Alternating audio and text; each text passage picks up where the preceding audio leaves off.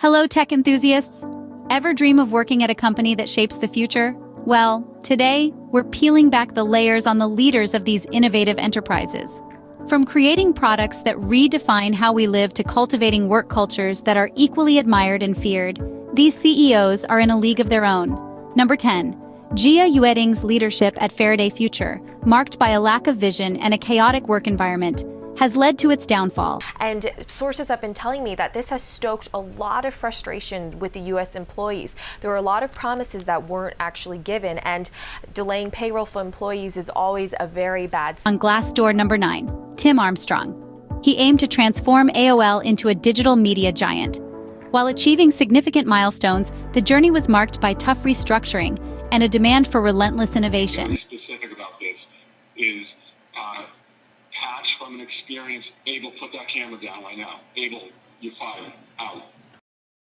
Number 8. Elizabeth Holmes. She promised to revolutionize healthcare with just a drop of blood.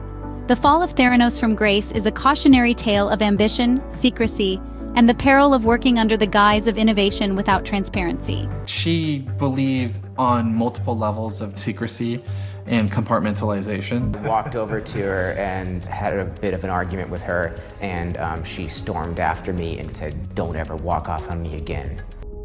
I think what she didn't expect was that I would ask a lot of questions and that I would ask tough questions. Noticing that this person is willing to lie to me about extremely trivial, unimportant things. Not a lot of camaraderie, a lot of paranoia.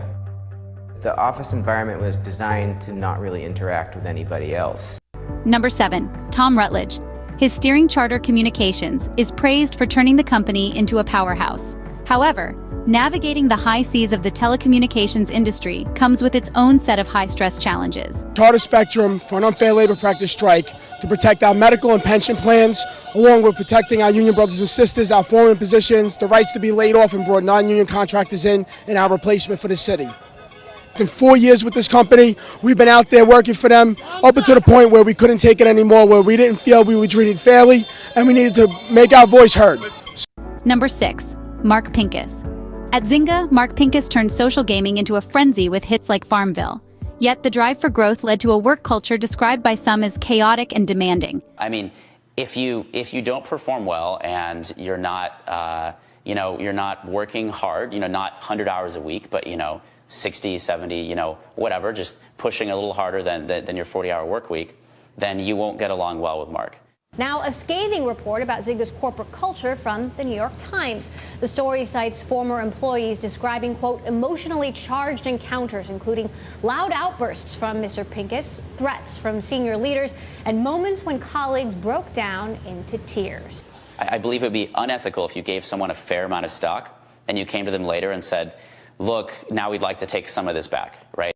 Number 5. Snapchat's Evan Spiegel. He revolutionized social media with ephemeral messaging. But behind the scenes, the pressure to innovate and keep up in the fast-paced social media landscape can be relentless. Anthony Pompliano says his refusal to participate in the company's culture of misrepresentation led to his being fired. Number 4. Larry Ellison. He is the Oracle's co-founder, is known for his competitive spirit. His aggressive tactics in business are legendary, as is his demanding leadership style, pushing his team to dominate the tech industry. A former employee has sued the company for allegedly firing her for complaining about improper accounting practices in its cloud business. Number 3. Jeff Bezos. The man who turned an online bookstore into a global marketplace giant. His day one philosophy keeps Amazon on the cutting edge, but reports of a cutthroat work environment raise questions about the cost of convenience. It ain't fair to us working like we working and got him in this position he in, and he don't care about us and want to pay us. Number 2. Elon Musk, the real-life Iron Man. Musk's vision for the future is as vast as space itself, but so are his expectations from his team.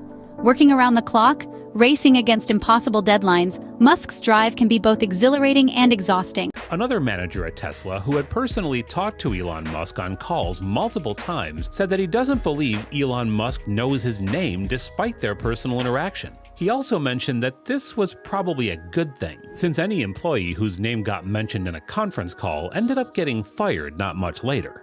Two former senior-level employees said people were scared to tell Musk they disagreed with him. Because of the pressure that he puts on his entire executive team, his senior leadership team, even if they have the experience, they wouldn't dare speak up against him. He himself was caught using discriminatory language. Just this spring, he sent 2 emails to company staff and 1 to investors in which he used the term barnacles to describe low-wage contracted employees. The number of third-party contracting companies that we're using has really gotten out of control, so we're going to scrub the barnacles on that front, he said on the investor call. We've got barnacles on barnacles, so there's going to be a lot of barnacle removal.